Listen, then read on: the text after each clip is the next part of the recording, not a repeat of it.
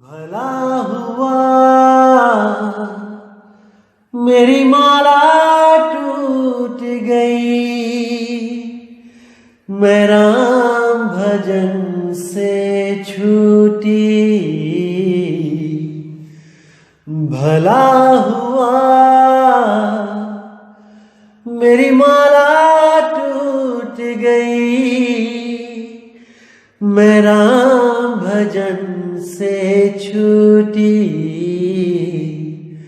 मेरे सिर से टली बला, भला हुआ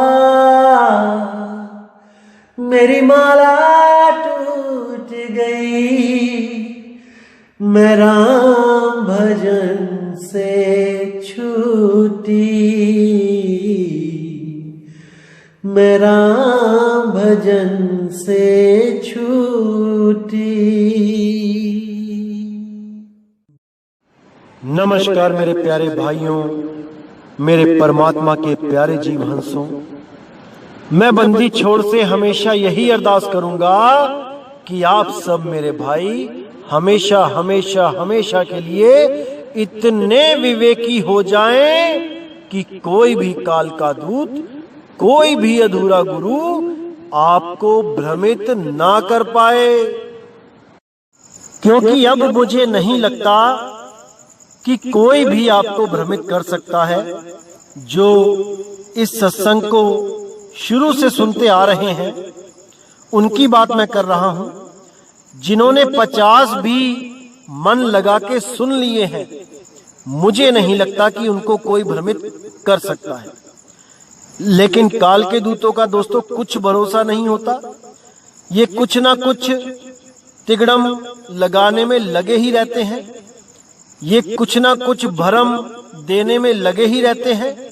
लेकिन आप बिल्कुल चिंता ना करें, हर भरम को खत्म किया जाएगा विवेक के द्वारा, परमात्मा की वाणी के द्वारा।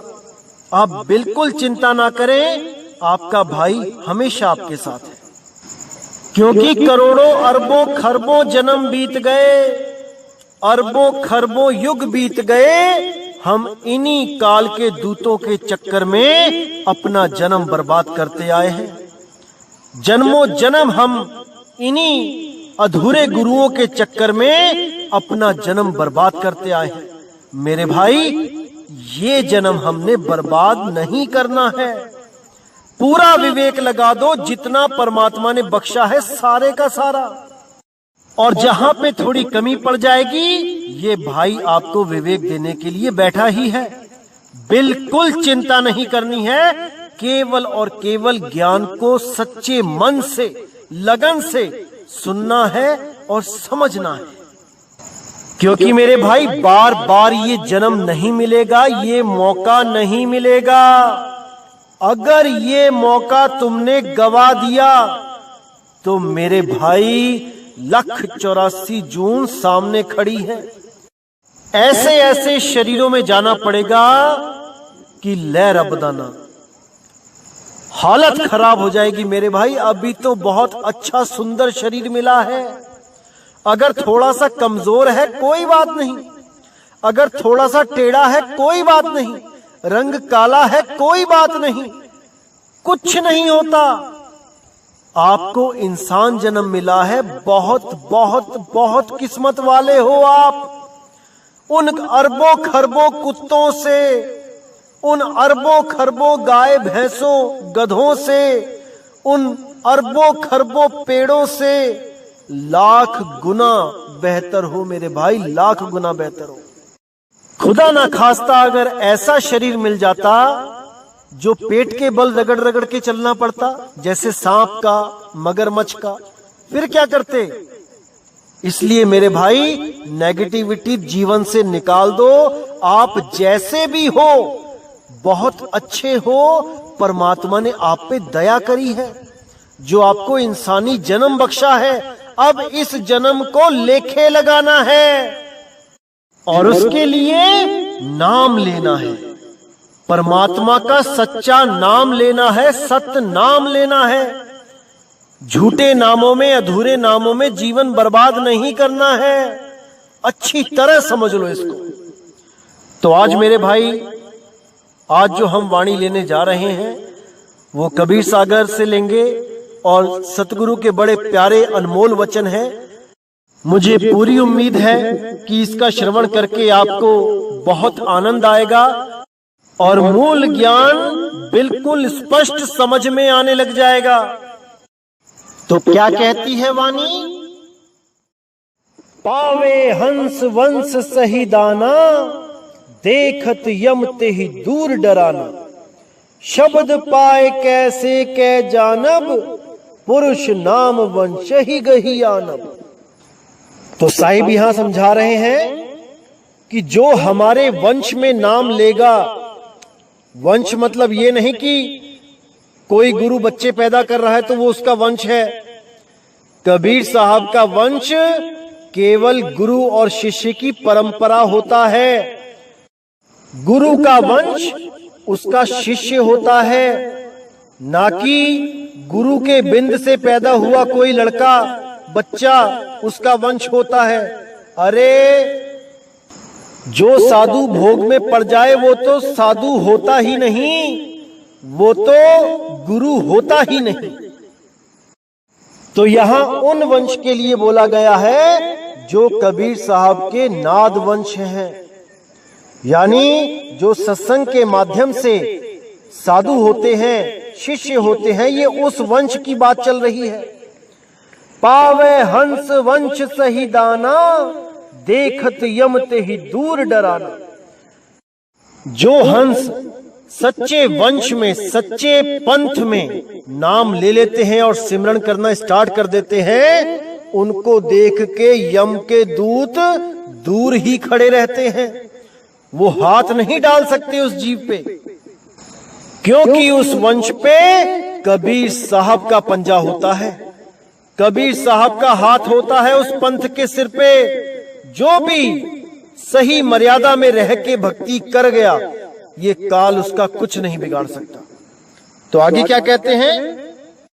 शब्द पाए कैसे कै जानब, पुरुष नाम वंश ही गही आनब। कि कैसे जानेगा ये जीव कि जहां पे मैंने नाम लिया है, जैसे कई और भी पंथ चल रहे हैं, कई वंश चल रहे हैं जो अपने आप को कबीर साहिब का ही असली पंथ बताते हैं, असली वंश बताते हैं। तो कई झूठे अधूरे पंथ भी चल रहे हैं। तो जब वहां पे भी नाम ले लेगा ये जीव, तो कैसे पहचानेगा कि मैं सच्चे पंथ में गया हूं कि झूठे पंथ में, कि वहां पुरुष का नाम है भी कि नहीं। पुरुष यानी परमात्मा, क्योंकि कई पंथ ऐसे भी हैं, कई लोग ऐसे भी हैं इस दुनिया में जो आपको कहेंगे कि परमात्मा का नाम लेने के लिए तो बोला ही नहीं कबीर साहब ने। कबीर साहब तो कहते हैं कि तुम्हारा निज नाम सोहंग है, क्योंकि तुम जीव हो और जीव सोहंग होता है, तो तुम सोहंग सोहंग जपो। ऐसा मूर्ख बना देते हैं ये लोग कि क्या बताऊं मैं। तो ऐसे लोगों से मेरे भाई सावधान रहें। ये जितने भी सोहंग वाले हैं, ये सब के सब काल के धूत हैं। तो देखिए यहां क्या बोलते हैं साहिब कि शब्द पाए कैसे कै जानब, पुरुष नाम वंश ही गही आनब। कि नाम लेने के बाद कैसे पता चलेगा कि इस वंश में पुरुष का नाम है, यानी परमात्मा का नाम है। यहां जीव का नाम नहीं बोला साहिब ने कि जीव का नाम जपना है, यहां पुरुष का नाम बोला, पुरुष परमात्मा का। तो क्या कहते हैं? शब्द केर पारख इमि करई, बीरा हंस पाए निस्तरही। कि अगर नाम ले भी लिया तो कोई बात नहीं, शब्द की पारख इस तरह करो। शब्द केर पारख इमि करई, ऐसे करो कि बीरा हंस पाए निस्तरही। बीरा यानी वो विवेकी हंस निस्तरण हो जाए, उसका वो बच जाए। कैसे बचेगा? वीर हंस जाते तर जाई, सोई नाम हंस लव लाई। कि विवेकी हंस जिस नाम से तर जाएंगे, उस नाम को लव लगाओ, उस नाम से लव लगाओ। और वो कौन सा नाम है? नी अक्षर वाकी है बाटा, बिना वंश नहीं पावे है घाटा। कि वो नाम नी अक्षर है भाई, वो अक्षरों में नहीं है। उसकी यही पहचान है कि वो जाप, अजपा और अनहद, इन तीनों से न्यारा है, सार शब्द है। कुछ लोग तो आपको ऐसा भी बोलेंगे कि कहां भागते रहते हो सार शब्द के पीछे, सार शब्द नाम की कोई चीज नहीं होती, सार शब्द कहीं कोई नहीं दे सकता, कुछ होता ही नहीं है सार शब्द। कई तो ऐसा भ्रमित करने में भी लग जाते हैं। लेकिन मेरे भाई, उनकी तरफ बिल्कुल ध्यान मत देना। परमात्मा का एक ही नाम है और वो सार शब्द है। उसके बिना जितने भी नाम हैं वो सब काल का जाल है। तो कहते हैं नी अक्षर वाकी है बाटा, बिना वंश नहीं पावे है घाटा। कि बिना सच्चे वंश के वो घाट नहीं मिलेगा तुम्हें जिस घाट में परमात्मा बसता है, जिस घाट में परमात्मा का वास है। वो घाट आपको कहीं नहीं मिल सकता जब तक वो पंथ सच्चा ना हो, स्वयं सतगुरु कबीर साहब के द्वारा ना चलाया गया हो, तब तक आपको वो घाट नहीं मिल सकता। तो आगे कहते हैं अक्षर है बहुत अनंता, नी अक्षर तुम खोजो संता। अक्षर उभय काम नहीं सरई, गहनी तत्व वंश चित धरई। यानी कि अक्षर तो बहुत हैं, अनंत हैं। उन्हीं अक्षरों को जोड़ जोड़ के अनंत नाम बना दिए गए हैं हर धर्म में, और उन्हीं नामों को जप जप के ये जीवन बर्बाद हो रहा है। इसीलिए साहिब ने बोला कोटि नाम संसार में इनसे मुक्ति ना होई, गुप्त नाम सतपुरुष का पावे बिरला कोई। तो साफ बोल दिया साहिब ने कि अक्षर है बहुत अनंता, नी अक्षर तुम खोजो संता। कि अक्षर बहुत सारे हैं भाई, अनंत नाम है, लेकिन तुम उस नी अक्षर को खोज लो। किस नी अक्षर को? उस सार नाम को, जिसके लिए साहिब ने बोला सत्य नाम है सार, बूझो संत विवेक करी, उतरो भव जल पार, सतगुरु का उपदेश यही। कि वो सत्य नाम ही सार है, बाकी सब नाम असत्य है, असत्य है, क्योंकि वो सब भाषा का विषय है, बोली का विषय है, अक्षरों का विषय है, नी अक्षर का विषय नहीं है। तो कहते हैं अक्षर उभय काम नहीं सरई, गहनी तत्व वंश चित धरई। यानी इन अक्षरों के जाप से तुम्हारा काम नहीं सरने वाला, तुम्हें बंधन में आना ही पड़ेगा। इसलिए गह निहि तत्व, उस नी अक्षर, उस निहि तत्व, उसको धारण करो और अपना चित्त उस वंश की सेवा में धर दो। सारा जीवन उस वंश की सेवा में लगा दो जहां सतगुरु ने अपना असली नाम बख्श रखा है, जहां पर वो सार नाम बख्शा हुआ है। और कहीं जाने की जरूरत नहीं पड़ेगी मेरे भाई, केवल और केवल सतगुरु शरण में आ जाओ और अपना कल्याण करवाओ। कहीं तीर्थ व्रत पूजा नित नेम करने की जरूरत नहीं पड़ेगी, कोई मंत्र तंत्र उच्चारण करने की जरूरत नहीं पड़ेगी, कोई धूप अगरबत्ती दिया अगरबत्ती दीप जलाने की, फोटो पूजने की, पत्थर पूजने की, मूर्तियां पूजने की जरूरत नहीं पड़ेगी। केवल और केवल नी अक्षर में अपनी सुरती को संभाल लो, केवल उस नी अक्षर में समा जाओ, काम बन जाएगा मेरे भाई। तो आगे कहते हैं यह अक्षर साधु जिन जाना, सो साधु चित हमरे मन माना, और शब्द बहु गहे बनाई, सो साधु चित नहीं समाई। यानी ये अक्षर जो नी अक्षर है, जो अक्षरों में नहीं है, वो अक्षर जो जान गया सतगुरु की शरण में आके, सो साधु चित हमरे मन माना। सो समझ लो कि वो साधु मेरे मन को बहुत प्रिय है, मुझे बहुत प्रिय है। और शब्द बहु गहे बनाई, सो साधु चित नहीं समाई। और जितने भी शब्द मनमुखी शब्द बना बना के ये जो नामदान दे रहे हैं, कोई ओम सोहम सत्य कबीर, कोई ज्योत निरंजन ओंकार आरंकार सोहम सतनाम, कोई सतपुरुष अकाल मूर्त शब्द स्वरूपी राम, कोई कुछ कोई कुछ कोई कुछ।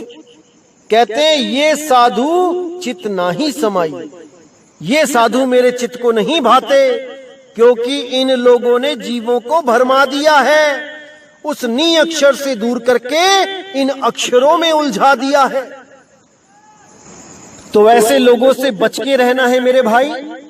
कबीर साहब ने इन लोगों को मूर्ख बोला है। कबीर साहब कहते हैं, सारे नाम हम भाख सुनाया, ये मूर्ख जीव समझ नहीं पाया। यानी मैंने अपनी वाणी में इतना भाखा इस सार नाम के बारे में, इस आदि नाम के बारे में कि वो नी अक्षर है, नी अक्षर है, नी अक्षर है, लेकिन ये मूर्ख जीव, ये मूर्ख गुरु नहीं समझ पाए कि नी अक्षर क्या होता है। सब के सब अक्षरों में ही उलझ गए। तो ऐसे ही लोगों को, ऐसे ही गुरुओं को मैं भी मूर्ख ही कहता हूं, क्योंकि मूर्ख का अर्थ मैंने आपको बताया था कि जो मुंह में आ गया बिना विचार किए, बिना विवेक किए 10 लोगों के आगे रख देना, उसी को मूर्ख कहते हैं।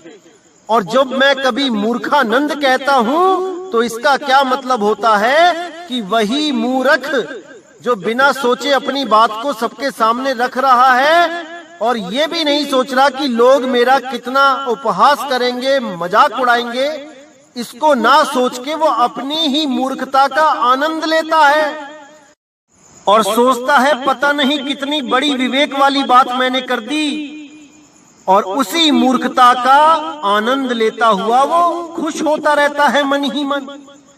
लेकिन ये नहीं समझ पाता कि उसने महामूर्खता का परिचय दिया है। इसीलिए मैं उन लोगों को मूर्खानंद कहता हूं। मैं किसी को गाली नहीं देता भाई, ना ही मेरा किसी से बैर है, लेकिन जो भी परमात्मा के जीवों को उलझाता है, मेरा फर्ज बनता है कि मैं एक बार तो उसको उसका आईना दिखा दूं, ताकि अगली बार वो कोई भी गलत रास्ता दिखाने से पहले 100 बार सोच ले कि उसको उसकी अज्ञानता का करारा जवाब दिया जाएगा। अच्छी तरह समझ ले। इसीलिए मैं इन शब्दों का प्रयोग करता हूं भाई, नहीं तो मेरा किसी से कोई बैर नहीं है। तो आगे क्या कहती है वाणी? और शब्द बांधे प्रतीति, एक नाम बिन यम नहीं जीती। अक्षर एक मोई कह पावे, और अक्षर सब ज्ञान बतावे। कि 4 शब्द के अलावा और शब्दों से अगर वो प्रतीति बांधे यानी विश्वास करेगा उन पे, तो वो यम को नहीं जीत सकता, क्योंकि एक नाम बिन यम नहीं जीती। वो एक नाम के बिना यम को नहीं जीत पाएगा। और वो नाम क्या है? वो है सतनाम, ना कि सोहंग, ना कि ओहंग। नहीं मेरे भाई, नहीं। अक्षर एक मोहि कह पावे, और अक्षर सब ज्ञान बतावे। यानी एक अक्षर को कहने मात्र से मुझे पा जाए, यानी उस आदि अक्षर के द्वारा मुझे प्राप्त करे, और जो ज्ञान है वो बाकी अक्षरों के द्वारा बताए, यानी 52 अक्षरों के द्वारा ज्ञान को समझाए और उस आदि अक्षर से मुझको पाए। यहां पर 2 अक्षर की बात आ गई है, एक छुड़ाए एक लखाए। 52 अक्षर छुड़ाए, वो आदि अक्षर लखाए। धर्मदास सुन वचन हमारा, कलयुग साधुन के व्यवहारा। मुक्ति मुक्ति साधु जन करई, कहो मुक्ति कैसे निर्धरई। एक नाम बिन मुक्ति न पावे, कोटिन साधु यतन करावे। सार नाम की नाही ना आशा, कोटिन नाम करे विश्वासा। तो यहाँ पे साहिब ने साफ बता दिया कि धर्मदास हमारा वचन सुनो, कलयुग में जो साधु होंगे उनका व्यवहार कैसा होगा मुझसे जानो। मुक्ति मुक्ति सब करेंगे, लेकिन कैसे मुक्ति होगी ये कोई नहीं जान पाएगा। सबके सब मंत्रों से मुक्ति की बात करेंगे।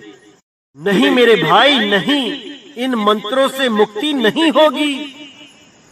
इसीलिए साहिब ने बोला तंत्र मंत्र सब झूठ है, इनमें ना उलझे कोई। सार नाम जाने बिना कागा हंस न होए। तो कहते हैं एक नाम बिन मुक्ति न पावे। केवल एक नाम चाहिए मुक्ति के लिए। कोई 2, 5, 7, 10, 20, 100, 1000 करोड़ नहीं चाहिए।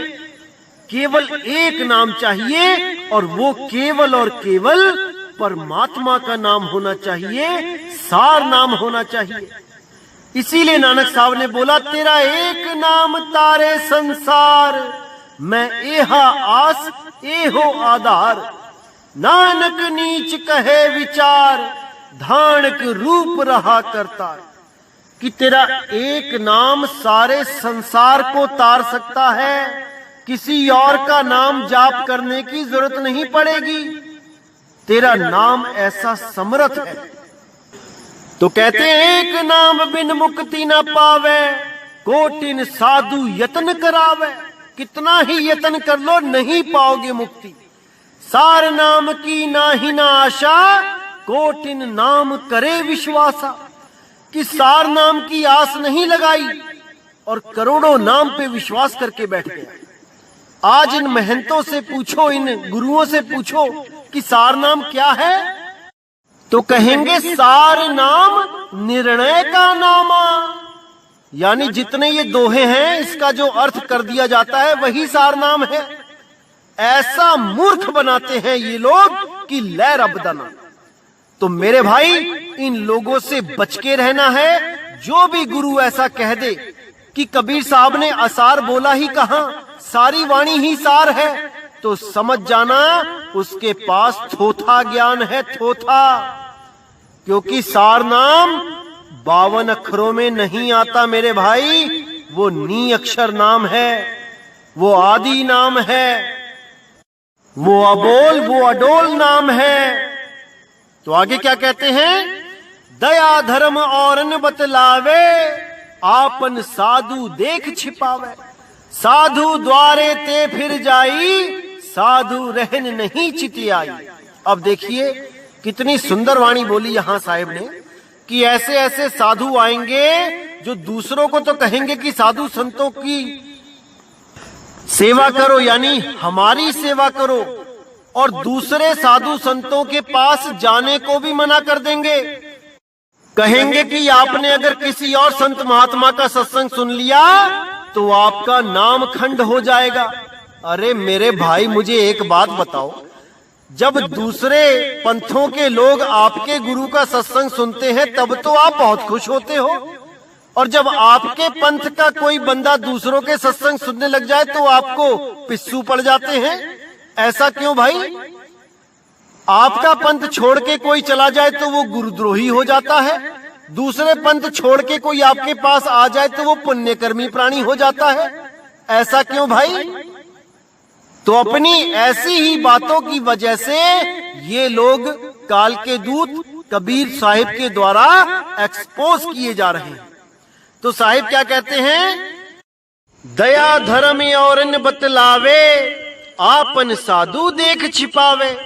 साधु द्वारे ते फिर जाई, साधु रहन नहीं चित आई। साधु ते साहिब पहचानी, अगम पंथ वह साधु बखानी। यानी साधु द्वार से भी निकल जाएगा फिर जाएगा तब भी उसको कोई पूछेगा नहीं। तो साहिब कहते हैं साधु ते साहिब पहचानी, कि अगर साहिब की पहचान करनी है तो केवल साधु ही करवा सकता है भाई।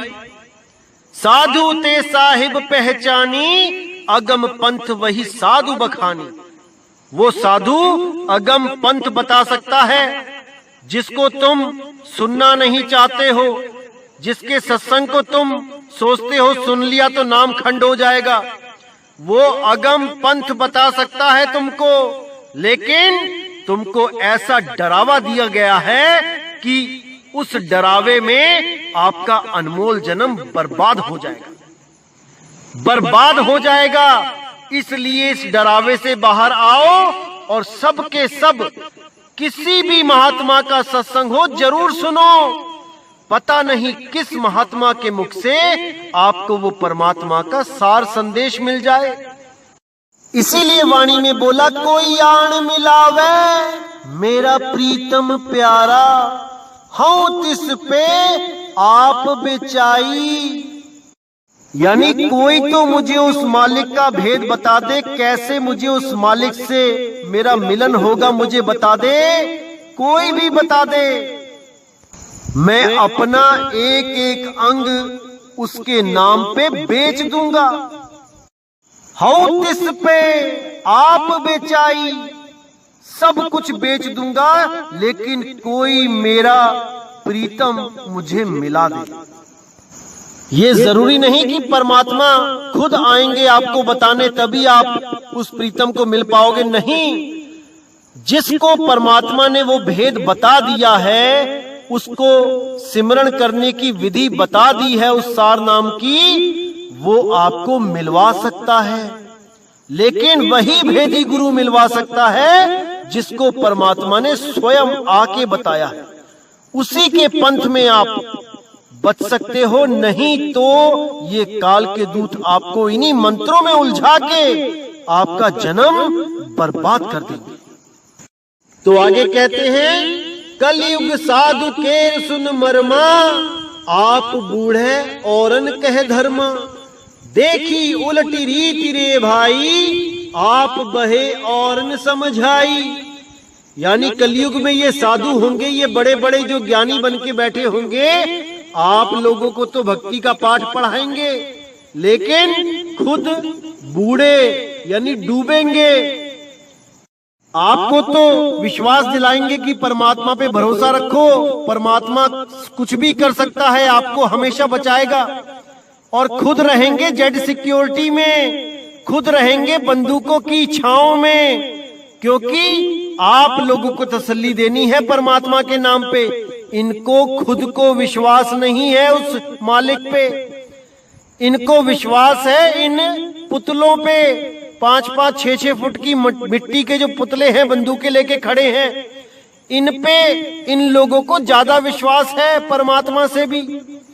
तो ये जितने भी जेड सिक्योरिटी वाले बाबे हैं, ये सब के सब खुद तो डूब रहे हैं और लोगों को तरने का आस बांध रहे हैं कि तुम तर जाओगे, हमसे नाम लेके निडर हो जाओगे, और खुद डरे हुए रहते।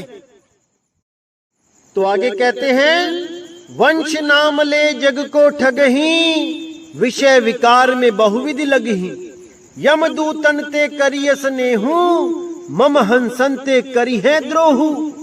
यानी वंश का नाम लेके कि हम कबीर पंथ के वंश हैं, हमारे पूर्वजों को कबीर साहब ने वचन दिया था कि तुम्हारे इतने वंश राज करेंगे, गुरु बनेंगे। ये सब पाखंड है मेरे भाई, ये सब आपको धोखा दिया जा रहा है। कबीर साहब ऐसा वचन किसी को नहीं देकर गए, किसी को नहीं देकर गए। इतने साधु संतों को मिले हैं कबीर साहब, एक को भी वचन नहीं दिया कि तेरे बच्चे गुरु बनेंगे। अरे मेरे भाई, गुरु का बच्चा शिष्य होता है, गुरु भोगों में लिप्त नहीं होता है। कल का जो मैंने सत्संग किया था साधु के लक्षण, वो मैंने आधे अभी बताए नहीं हैं, वो मैं तब बताऊंगा जब मृतक भाव के ऊपर सत्संग किया जाएगा। तब इन गुरुओं की सारी पोल खुलेगी कि कैसे ये लोग साधु बने हुए हैं, भोगों में लिप्त हैं, बच्चे भी पैदा कर रहे हैं और गुरु भी कहा रहे हैं। तो क्या कहते हैं साहिब, वंश नाम ले जग को ठगही, विषय विकार में बहुविधि लगही। यमदूतन ते करिय स्नेहू मम हंसन ते करिहे द्रोहू, कि ये वंश का नाम लेके जग को ठगेंगे और दुनिया भर के विषय विकारों में काम क्रोध में उलझे रहेंगे। यमदूतन ते करिय स्नेहू, अलग अलग पंथों में जो कालदूत बैठे हैं उनकी महिमा गाएंगे, लेकिन जो भी सार नाम की बात करेगा वो इनके मन को नहीं भाएगा, उसका ये द्रोह करेंगे। लोभ देई निज सेव दृढ़ाई, चेला चेली बहुत बड़ाई। लोभ दे दे के लोगों से अपनी सेवा करवाएंगे, कहेंगे कि तुम्हारा टीबी ठीक हो जाएगा, तुम्हारा कैंसर ठीक हो जाएगा, तुम्हें ये ठीक हो जाएगा, वो ठीक हो जाएगा, हमारी सेवा करो, पाठ करवाओ, 15,000 का, 21,000 का, 50,000 का, 80,000 का। ऐसा मूर्ख बना दिया इन लोगों ने कि लय रब दाना। तो कहते हैं यमदूतन ते करिय स्नेहू मम हंसन ते करिहे द्रोहू। द्रोह करन बहु युक्ति उपई है, बहुत युक्ति करेंगे द्रोह करने के लिए, लेकिन दाव नहीं लगेगा। लहे ना दाव बहुत पछतई है, बहुत कोशिश करेंगे जीवों को दोबारा भ्रम में डालने की। जो हमारे सत्संग को सुन लेता है उनको दोबारा भ्रम डालने के लिए दुनिया भर के YouTube चैनल बना के आएंगे ये लोग, हमारे खिलाफ बोलेंगे और दूसरे कालदूतों की महिमा भी गाएंगे कि वो भाई सही कहता है, दूसरा भी सही लगता है, लेकिन ये नितिन दास ये जहर लगता है, क्योंकि इन सब की दुकानें नितिन दास की वजह से टूट रही हैं। इसलिए मैं इनको कड़वा जहर लगता हूं। 2020 आने दो मेरे भाइयों, गली गली में मेरे खिलाफ YouTube चैनल बनेंगे, देखते जाना। तो क्या कहते हैं, द्रोह करन बहु युक्ति उपई है, लहे ना दाव बहुत पछतई है। लोभ देई निज सेव दृढ़ई है, चेला चेली बहुत बड़ई है। पुनितिन संग कुकर्म सुकरी है, करी कुकर्म नरक में परी है। बहुत से चेला चेली बना के उनके साथ कुकर्म तक करेंगे ये लोग, उसके बाद नरक यानी जेलों में जाएंगे। पुनितिन संग कुकर्म सुकरी है, करी कुकर्म नरक में परी है। जो कोई हंस शब्द मम गही है, तिनको देखत मन ही जरी है। जो कोई मेरा निज नाम निहि अक्षर नाम इसकी महिमा गाएगा, उसको देख के ये मन ही मन जलेंगे। साधु महंत बहु भेषाधारी, करी है ठगी होए मिथ्याचारी। तो ऐसे साधु संत बहुत मिलेंगे, भेष धारण करने वाले बहुत मिलेंगे, लेकिन मिथ्याचारी होंगे ये लोग। और जो भी परमात्मा के सच्चे नाम उस सार शब्द की महिमा गाएगा, ये सब उससे राड़ बढ़ाएंगे, झगड़ा ठानेंगे। इसीलिए साहेब ने बोला, जो कोई मम शब्द प्रगटे हैं, तिन संग सो रार बड़े हैं। अस साधु मेहनतन की करनी, के तक सुनाऊं तो ही वर्णी। कि मैं तुझे क्या बताऊं धर्मदास, जो भी मेरे सार शब्द की महिमा गाएगा, ये सब उससे रार बढ़ाएंगे, उसको नीचा दिखाने की कोशिश करेंगे, उसको झूठा बताने की कोशिश करेंगे, उससे झगड़ा ठानेंगे, गालियां तक देंगे। लेकिन जो सच्चा हंस होगा वो मेरे इस प्रचारक की, मेरे शब्द की महिमा गाने वाले की बात को अच्छी तरह समझेगा और सत्य का साथ देगा, असत्य को त्यागेगा, तभी मैं उसको इस भवजल से पार कर पाऊंगा। अगर वो पक्षपात कर लेगा और मेरी वाणी को नहीं समझेगा, तो मैं चाह कर भी उसको पार नहीं कर सकता। तो धर्मदास, ऐसा समय आएगा जब घर घर में सतनाम का डंका बजेगा। वो समय अब आ चुका है, वो समय अब आ चुका है मेरे भाई। अब विवेक बढ़ा लो और इस जन्म मरण से हमेशा के लिए मुक्ति पालो। अगर अभी भी नहीं समझे तो मेरे भाई कभी नहीं समझोगे, कभी नहीं। इसीलिए कहता हूं अच्छी तरह सत्संग को समझो, विवेक बढ़ाओ और जन्म मरण से मुक्ति पाओ। तो मेरे भाइयों, आज का सत्संग मैं यहीं समाप्त करता हूं और अगला सत्संग बहुत जल्दी लेके आऊंगा। तो इसी के साथ मुझे विदा करें। जय गुरु बंदी छोड़ बैराग साहिब, जय गुरु बंदी छोड़ साधु शरण साहिब, जय गुरु बंदी छोड़ बाबा नानक, बाबा गरीबदास, बाबा धर्मदास, बाबा पलटू, बाबा फरीद जी, बाबा बुल्ले शाह, मेरे सभी संतों की सदा ही जय हो। सतगुरु मदन साहिब की जय हो। जय जय सतगुरु बंदी छोड़ सतगुरु सत्य कबीर साहिब की सदा ही जय हो, सदा ही जय हो। मेरे मालिक की साहिब बंदगी सतनाम।